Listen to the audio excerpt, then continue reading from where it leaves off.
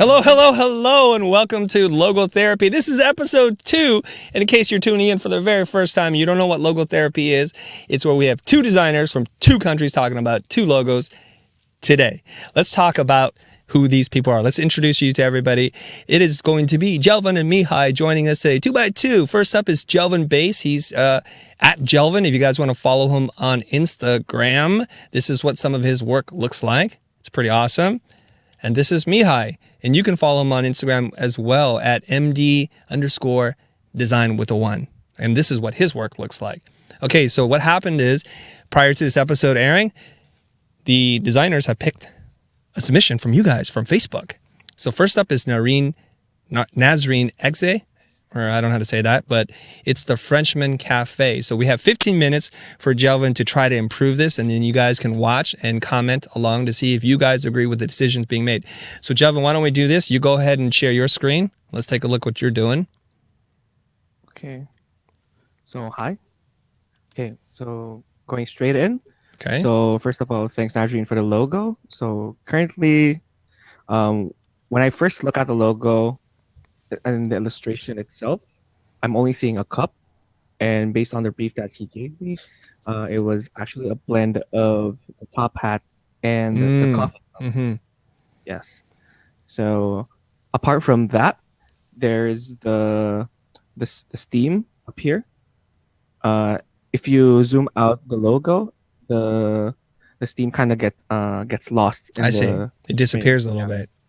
Yes. Okay. And at the same time, it's kind of it's kind of wrapped in a circle.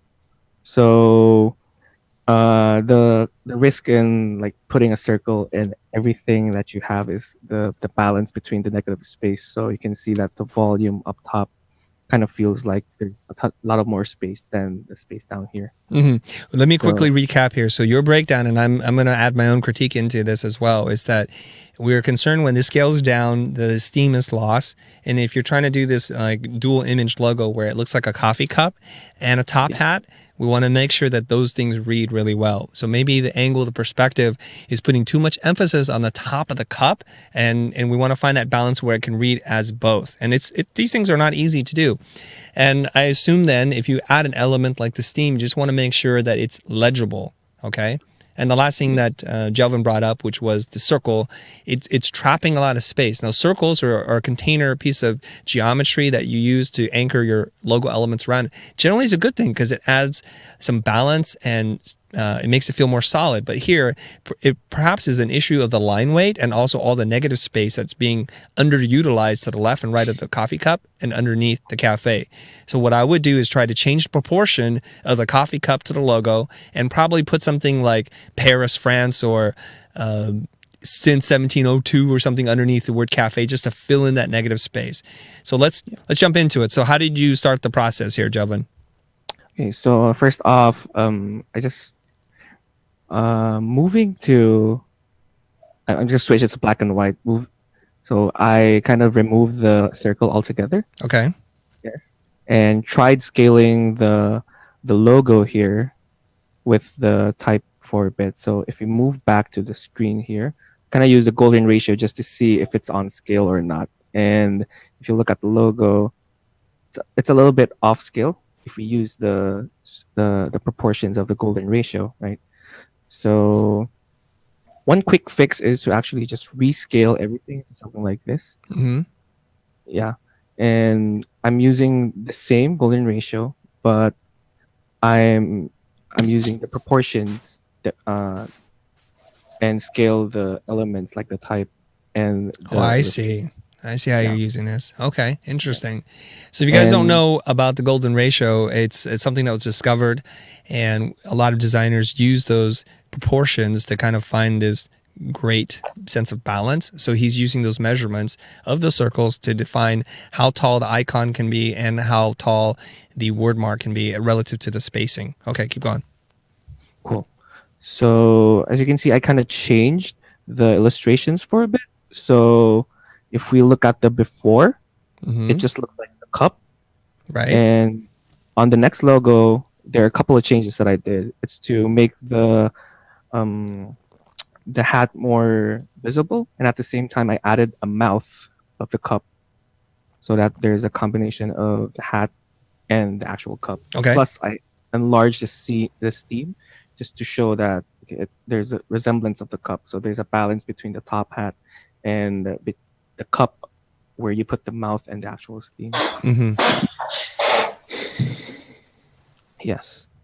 I actually did a version myself, and if it's okay, I'm going to show some sketches that I did. Okay. Cool. So here are some sketches that I did, just playing around with the different layouts, different styles, and I went ahead and did some research about, based on the brief that Nazreen mentioned. So he wanted this to be a cafe that kind of existed in the 20s. So I looked at different references as well, different styles, different executions. But the thing that I ended up with is a combination of this.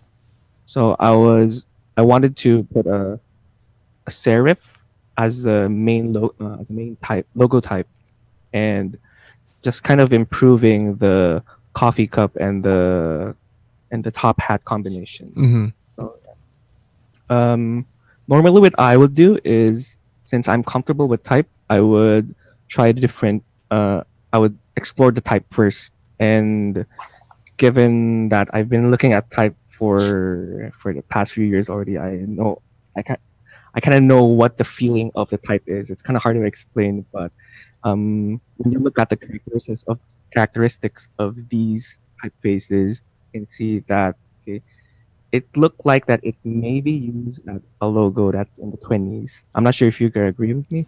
Oh, I see what you're saying. You're going for a more nostalgic retro feeling. And you're saying because you understand the typefaces, and you guys need to understand this, when you choose a typeface, it has a certain emotional, it emotes something. And you look at it and you're like, oh, that feels old, that feels warm, that feels cold. So he's trying to find something that feels warm and it feels like it's been around for a little while, right? Yes. Mm-hmm. So these are the combinations that I played around with, and you'll see the final final combination that I use later. So moving on to the logo, this is the initial sketch. So if I can just show some tips and tricks that I did while I was doing the actual work. Yes. Okay. So if you can see the logo, it's actually filled with ovals. So there's an opportunity to use just the oval tool, and I'll just lay out the foundations first. Okay. Yeah. So you're drawing this on graph paper just to kind of get a sense of symmetry and things like that, and proportion. Yep.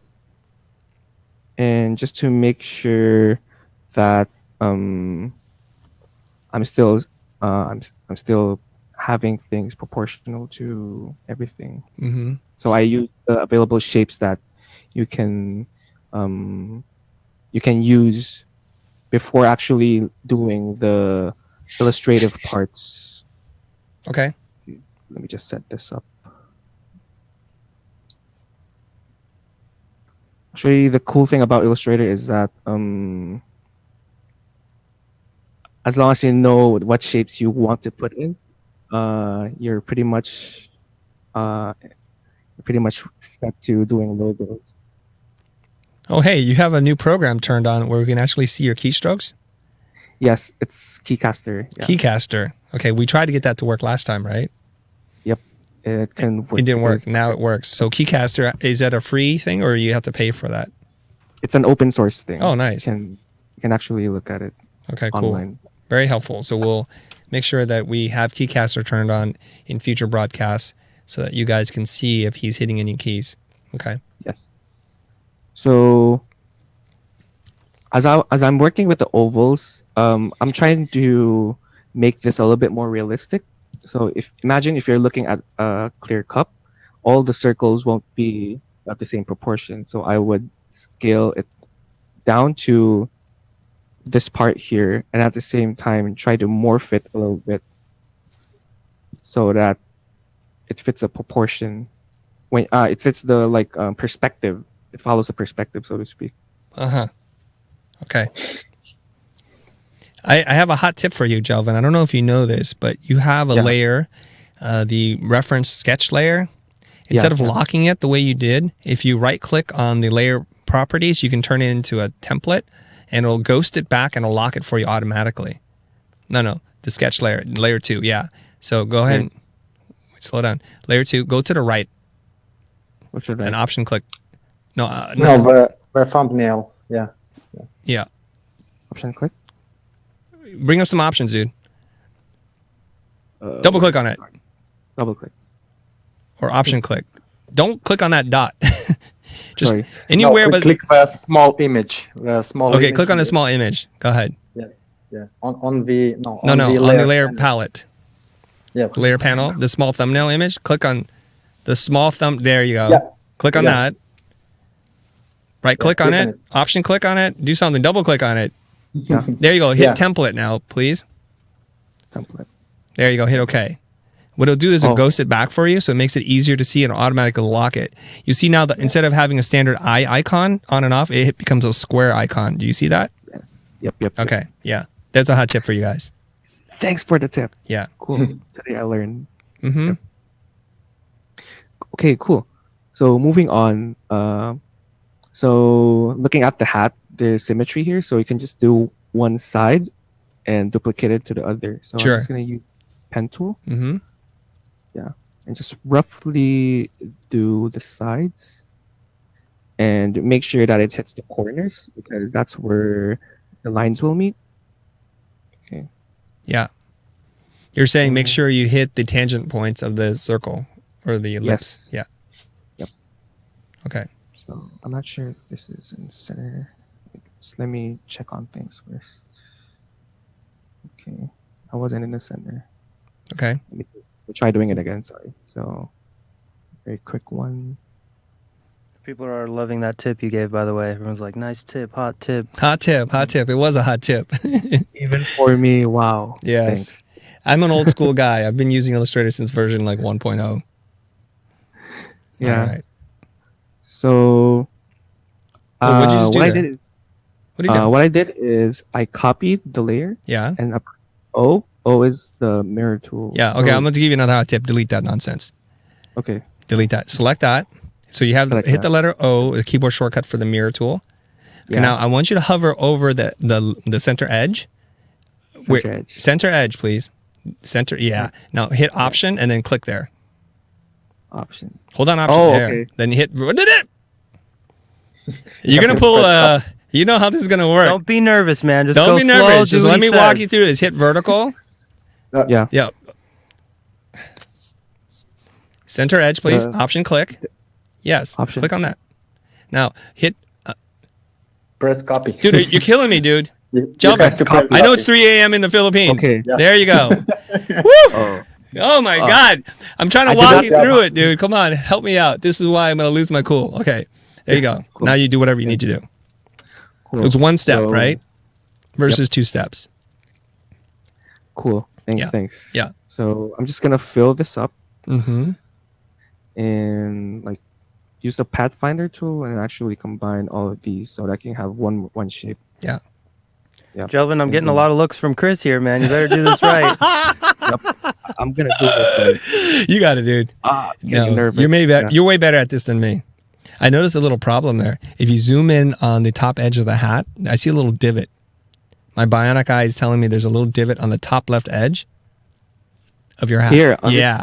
Zoom in. Here. See that? Yeah. Oh. Yep. Yeah. See. Even across the internet and Zoom, I can see that. Okay. Let's keep going. Yep. You got it. Okay. Cool. So, the next part is actually doing the center part of the hat. Mm-hmm. Forgot what it's called. It's a band. A band around the hat. You have your notes there, huh? Yep. Good job. Yeah. So just a quick thing. So to do that, just actually, sorry, I kind of united the shapes already. But what you need to do is to copy the shapes here. Mm-hmm. Wait, just quick one. So I'm gonna copy this layer here, and then select these three things here, and use the divide tool. And this thing is pretty helpful because what it does is that it divides the shape into the intersections of the shapes that you've selected. Yeah. So, yep. Wait, let me do it again because it was too. It's gonna do it quick. You need to make it a little bit bigger than the shape, right? Otherwise, you have Yeah. funny pieces. Yes. Yeah. Maybe you can go to outline mode. Can you do preview mode Command Y? So we can see. Command Y. Yeah, there we go. Okay. Now we see all the shapes. Yeah, and I'm gonna use I'm just gonna group it so I can isolate it. Okay. Yeah. And then Pathfinder tool. I'm just gonna delete the top part here, and this part here, and the other parts. Okay. So what's left, I can combine that and put another shade of it. So when I turn it back on, oh, shucks, You didn't copy it. it didn't copy this. Yeah, you forgot a key step there. You're actually doing this. This is interesting to me because you're actually doing this using more steps than you need to, and Yeah. probably, this is an interesting part where I think at some point we need to run physical classes here at the Future where people can actually come in and do their work. Because I'd walk over, I'm like, let me show you like 5 things that you can do to make that like one step, right? Whereas I can't do it obviously right now, but I can see when you're working, it's like, not the most efficient way of doing something, but keep doing it. All right, so theoretically, you draw the shapes, you copy the ribbon. Everybody knows how to do that at this point. And let's get to the next part. Okay, so on the next part, I kind of made some variations on the logo. So we have the lines here. That kind of outlines the top part of the hat. Some different executions, and some of it with the coffee, some of it with the coffee, like just imagine in the middle. And some of it with a couple of it with the difference here, the steam, the cup. Yeah. So I went ahead and chose this version. And I kind of applied this. I applied the same rule. So just let me load it a bit. I applied the same rule using the golden rule when I'm laying things out. So as you can see, it conforms to the scale that's in the golden ratio. And the typeface that I chose is actually, it kind of looks like the vintage looking typeface, the serif type. It has properties, especially the word cafe. It has properties that feel very similar to copperplate, but I know you didn't use copperplate. You use a different typeface, right? Yes. What'd you use?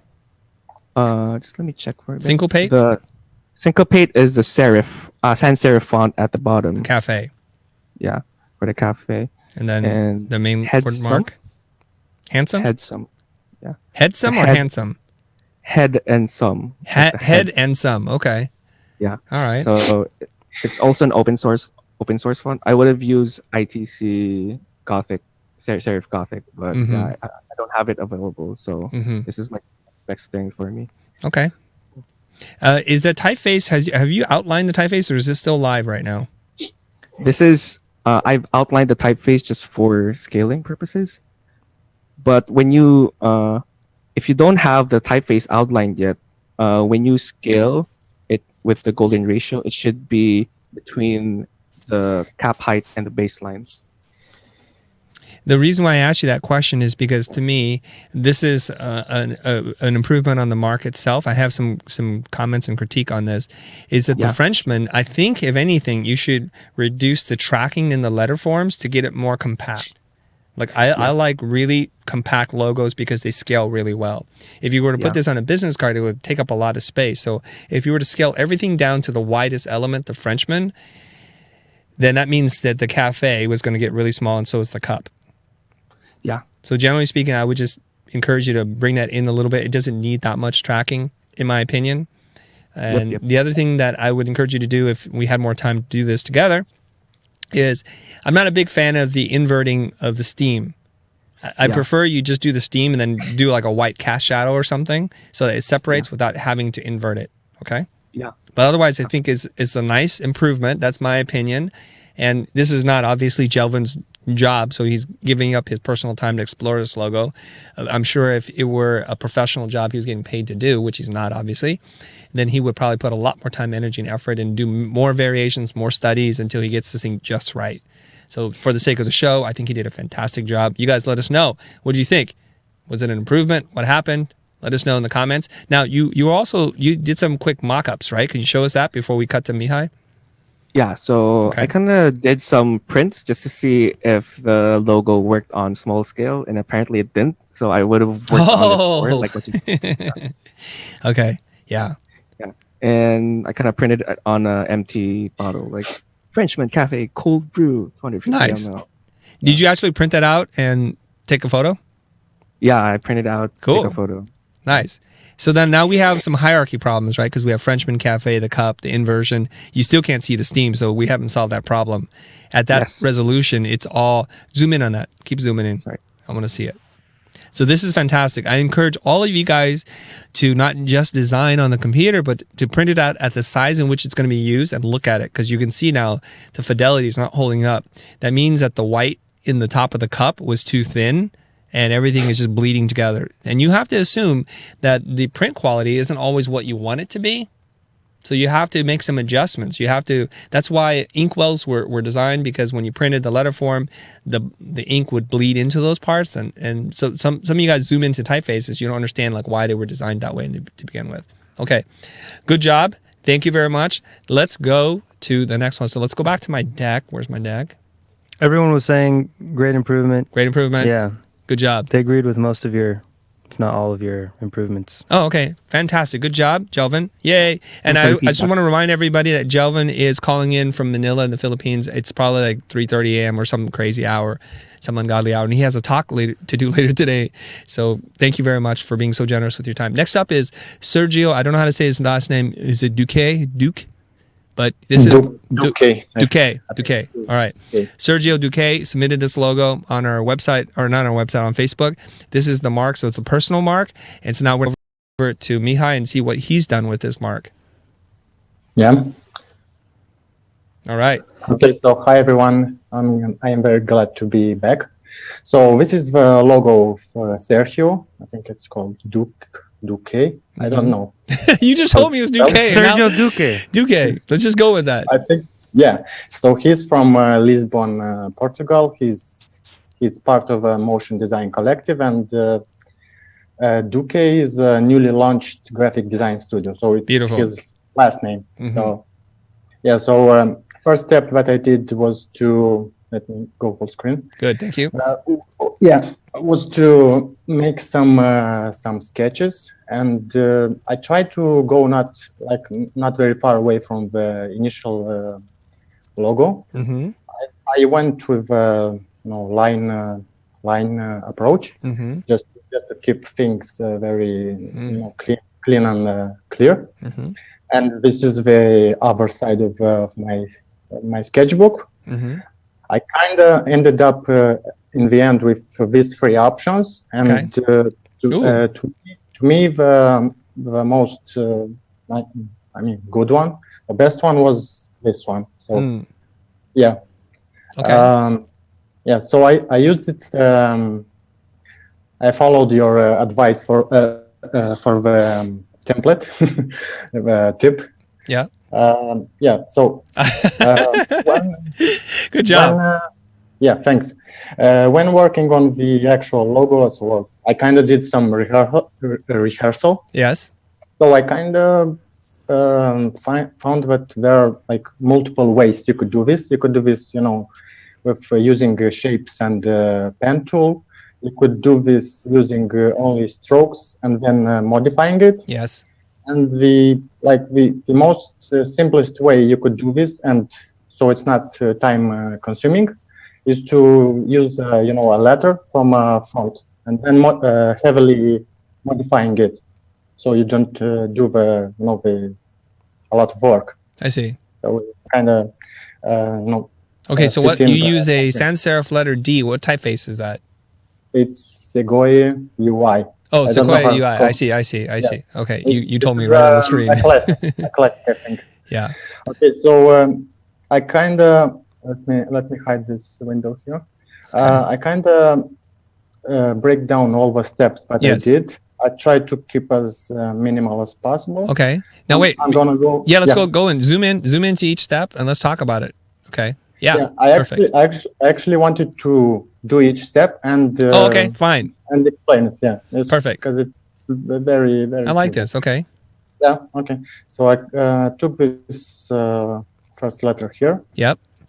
I always work with duplicates, as mentioned. Mm-hmm. So my take on this is I want to make the letter D a bit more wider to give it a more, royal approach, let's say, because Duke. Yeah. So I'm just gonna move it to the right a bit to make it wider. Here's a hot tip for you guys. If you have a typeface that you need to outline, select the typeface and hit Command-Shift-O. It'll convert it to an outline. Yeah, so just or right click and create outlines. But both good options. It's faster. So now you're selecting the points and you're extending the typeface out. You're making it wider, right?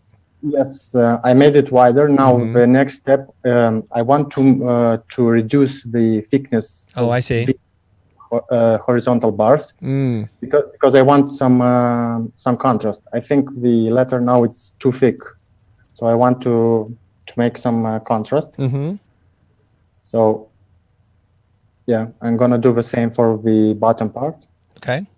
So you're selected that line and then you're just using the keyboard to go up and down, right? Yeah. So let me do this once again. So I just use the direct selection tool. It's A. Yeah. Sorry for that. I just select these points and go up for 26 pixels. I see. And for the bottom part, the same. Then I took the letter. Let me give the people one more tip. If you go into your preferences, you can determine the distance of a keyboard click. So if you can set it to be 1 point, 0.5 points, you can be 10 points. But here's the hot tip. Everybody knows that if you hit Shift and you hit the up arrow, it'll move it by 10 units. So if you set your preferences to move it 1 pixel, if you hit Shift up arrow, it'll move it 10 pixels. Keep going. Yeah. Right now it's set to 10 pixels. So for each shift movement. So next step was to duplicate the letter D again. So I usually go with Command C and Command F to paste in place. Yeah. So I'm just gonna take my letter and move it again like 70 pixels to the right. So you're gonna hit Shift right arrow 7 times. Yeah. Cool. 1, 2, 3, 4, 5, 6, 7. Oh no, it's actually more. I think it's. Okay, I think it's 80. Okay. Yeah. And doesn't matter. Interesting. Okay, so when you change the proportion of the thick and thin strokes, you convert a sans serif typeface into more of a serif typeface, which has greater contrast between the thicks and the thins. So it's pretty interesting how you're doing this. This is fascinating, your process. Yeah, I actually I worked a lot until I got to this point. I see. looks that clean. Yeah. So now I would like to delete this parts right here. Okay, so I'm gonna take this point again and select it and move it to the right a bit. And later on, I'm gonna tweak this line. So I'm gonna take this point, and I want to match it. So I give it, the same flow. Yes, same thickness, right? As here. Yeah. So I'm gonna drag it down a bit. Just I'm kind of working, optically right now. So just going with my what do I call it? My aesthetic feel. Yep. You're doing optical balancing. That's what you're doing. Yes. Yeah. And it's not done yet. Yes. So the last step is of course to reduce, not to reduce, to remove this part right here. One in the red circle. So I'm gonna select my first D and hit Shift E. So this is the eraser tool. I mean, there are a lot of ways we could do this, but this is one of them. So I'm just gonna keep hold Shift and delete this part right here. Yeah, take this point and this one and have them go down. Yeah. So now for the last step, it's Shift M. This is the shape builder tool, I think. You have to have a logo selected first. Yep. So Shift M and click on it, reduce it, and that's it. So this is almost the last step that I did. Let me go up. So yeah, this is the final mark that I went to. The only difference between this mark and the previous one that I showed is just I did some minor tweaks for this line right here, so it's more thin, so it looks more clean and more accurate. And I also made the logo a bit wider, from here, so it looks cleaner. That's original. Yeah. Okay. So let me show you the before and after. Okay. Yeah. Yeah, let's put those up side by side. Okay. Yeah. Interesting. Yeah, so, Okay. So just on final thoughts, I just added the typography. I try not to go very far away from the initial type. Yes. And I also added a small slogan. I went with kind of big tracking for the typography, because I thought, since we have a royal theme here, we always want to emphasize, on the greatness of the name. So this is it mostly from my side. Okay, I would like to clarify a couple of things. Let's go back to your screen and I want to examine this a little bit. So just zoom in on your final mark, please. Okay. Yes. Fill that up. Okay. Yeah. Good. So what you said is underneath where it says Graphic Design Studio, that's actually not a slogan. That's just a descriptor. A slogan would be like, just do it. Okay. So that's just a descriptor. I just want to clarify for the team. Okay. Yeah. Now let's zoom in on your D logo. I want to look at that. I need to study this a little bit because something feels a little bit off to me. Okay. First of all, I think you did a really good job of not steering too far away from the original logo. People always have a hard time when we start on a logo and it doesn't look anything like the original. Like, well, why don't you just draw a new logo? Well, sometimes that happens. So here's where I have some thoughts. You see the second D, the crescent shape on the outer right side. I feel like that transition from the other D, it feels a little thick in that little corner. That connection, it feels a little thick. The transition, I think, needs to ramp out a little softer, so that they taper together, so that optically it looks okay. And you'd have to spend some time working on that. Yeah, I think that's what you need to do. It needs to flow, it needs to flow out.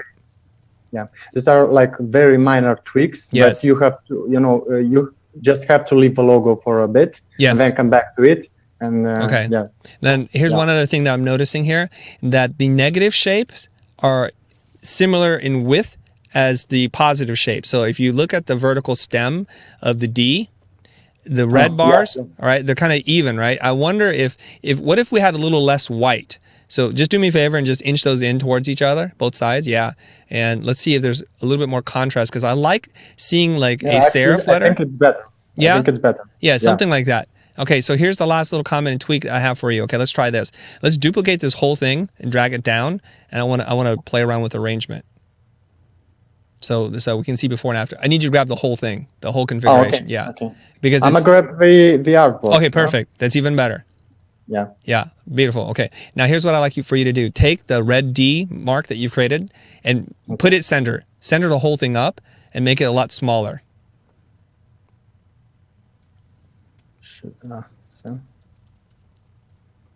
Yeah. You know what I'm saying? I want to see a center configuration. So scale that D down and then put the Duque and the Graphic Design Studio right underneath it. And let's see if we can find a balance between those. It's small? Okay, well, you got to bring the type back in. Let's see. Yeah, so let's balance those out in terms of spacing. Okay. Duque. Somebody's having some fun comments there on YouTube. I mean, because it's the letter D, so it's like D. Yeah. like just grab the D and move it. Come on, guys, hang in No, there. they just have a dirty mind. Yeah, those dirty dogs. Okay, I think it needs to be smaller. Let's make the D smaller.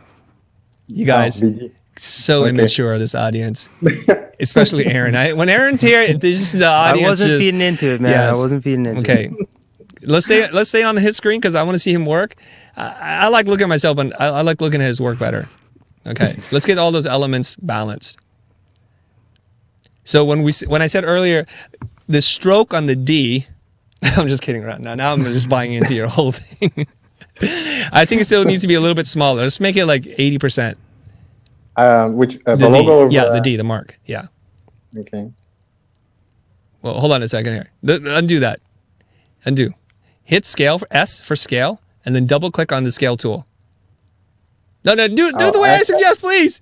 Before my brain explodes. Hit S for scale. How is it again? Hit the letter S for scale, and then double click on that tool. Go over to that tool and double click on it. Then hit 80%. See? That's faster. Yeah, that's precise. Somebody says 80%, you don't just like, it feels like 80%. So I'm trying to find the right balance, right? So now let's move everything tighter together and find that balance, and then we'll compare the before, the after, and the after. Okay, we good? All right, let's compare now. Okay, you guys, let us know in the comments below. We're going to do this. So let's look at the original Duque logo. We're going to call that number 1, the original. Guys, okay, let's park on this for a little bit. Everybody look at this. Let's hide all your palettes. Hit tab, please. Hit tab on your keyboard. Oh, okay, sorry. Yeah. And then let's make this big. So guys, this is the original Duque logo from Sergio. He's from Lisbon in Portugal. He's a motion graphic designer, I believe. He's running a motion design studio. And then, okay, this is number 1. Let's look at number 2, your configuration. Yep. Okay, let's zoom in on that. All right. Yeah. Okay. Yep. Okay, let's rest here. This is option number 2. Okay. Okay. And then let's look at the last one, please. And let's hero it up on frame. Zoom in on it. Okay, there we go. Maybe just give me a little bit more white space. Your D is all in my face right now, dude. Okay, there we go. Center it up. Yeah, right there. I like it right there. Okay, beautiful. This is option number 3. So YouTube right now, as you guys are watching, we'll give you like 15, 20 seconds to vote. Type in number 1, number 2, number 3, and let's see what they say. Number 2. Don't influence them. Do not influence them. Okay, you go ahead and zoom out. Go ahead and zoom out. Okay, zoom out, and so that way they can all see all 3 together. So we're not going to. I think it's very small for them to see.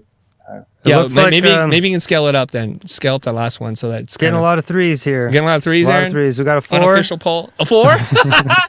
Yeah. No, I mean just scale up the logo. Scale it up so that it's so we can see all 3, but they're the similar size. Yeah. Okay. So does anybody have any questions or comments before we kind of end the show? Good job, you guys. Nice. Okay, there. That's what I'm talking about. This is beautiful. I love seeing other designers and their creative process because you can learn a lot of different things. And can you go back to your step-by-step process? I love how you broke this down. One second. Please. Okay. Okay, beautiful. So, yes. So I love that you actually spent the time to kind of explore many different options, including drawing it, using Shape Builder, using an existing letter form, using stroke. I really like that. And then you said, I think this is the most efficient way. And I like that. I like people who spend time. And this is where experience pays off, right? This is why I keep telling you guys, don't charge by the hour, price the client. Don't price the job, price the client. Because as Mihai gets better and better and he's faster and faster, he can't charge as much because he's using less time. But it's that experience, knowing all the keyboard shortcuts, knowing what tool he should use to create what. That's the deal. Okay, so I know what we need to do. I think we need to end the show, right? So I'm going to let you guys know how to get in touch with these 2 wonderful people. First up is Jelvin. And I like that Jelvin went away from picking a hand-lettered calligraphy thing and doing something more geometric. So he's showing you some diversity. And then if you guys want to get in touch with Mihai, we weren't able to share his face because of the configuration we set up today, but you got to see him work. This is what he looks like. He's a handsome guy. That's how you get in touch with him. And you can see a lot of his work on Behance and I think on Instagram too. Are you on Instagram? Yes, of course. Okay, and then he's also doing a lot of like speed time-lapse videos on how to do that, okay? I also want to thank Nazreen. This is what got me on the show. Yes, because I saw your stuff on Facebook. I'm like, hey, I think he would be a good guy to have on our show. So Nazreen and Sergio, thanks for submitting your logos. You're the winners today. You don't win anything, but you win a critique, okay? They won the experience. Yes, you want the experience and some knowledge. Some of you guys are watching, you still don't, you still don't know that we actually have a Facebook page that lets you know about events, like when this is going to air or how to submit a logo for review. Instead, what you do is you send it to me in private message or direct message, and of course, I'm not going to review your logo. So make sure you guys follow us on the Facebook page. The future is here. Yep. Okay. And then you can see a call for submission. So we have 2 new artists that are going to be joining us in 2 weeks that are going to also tackle your logo. One is, his name is Mart and Ogwin Davihiro. Okay. I also want to let you guys know that we are dropping a bundle. It's called what is it called, Aaron? The logo design course? Logo design course, yeah. Oh, I just want to remind you guys, if you're going to learn more about logo design, you should take our class. Okay, logo design class. I think I'll include the link in the description below, okay, in case you guys are curious about our process. Now, before we get out of here, Aaron. Yes, sir. Let's take on a final question from the audience. Final question. Could you take a look at my logo? No. Is that what they're asking? Is there a good question? I asked for questions earlier, but there's nothing coming in. Oh, fine. That's it then. It's what I'm going to do. I want to thank Mihai and Jelvin for doing this episode and giving away their experience, their knowledge, and sharing it with us so openly. You guys, go follow them today. And if you have a job, if you think they can do what it is that you need to do, hire them. That would be fantastic. And congratulations, you made it to the end of the show. Go ahead and reward yourself by hitting like, commenting, and subscribe. All right, guys, thanks very much for tuning in. And I will see you guys next time.